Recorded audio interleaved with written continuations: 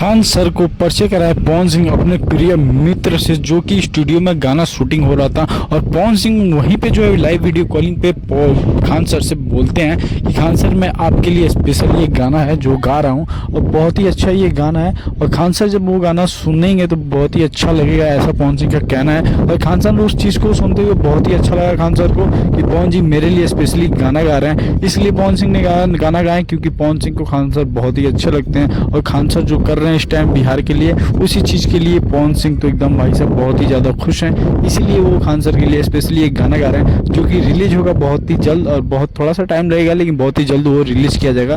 जैसे रिलीज होगा अपडेट मिल जाएगा आप लोगों को इस चैनल पे। बाकी आप लोग अगर इस चैनल को सब्सक्राइब नहीं किया तो प्लीज़ चैनल को सब्सक्राइब करके बेल आइकन को दबा लीजिए। और बाकी का इसमें आप सभी को बता दूं कि खान सर बहुत ही ज़्यादा खुश हुए हैं पवन सिंह के इस न्यू अपडेट से, वो बहुत ही ज़्यादा खुश हैं। और जल्दी कुछ अपडेट और भी मिलेगी खान सर की तरफ से। Thank you for watching. फिर मिलते अगले वीडियो में, तब तक के लिए टाटा।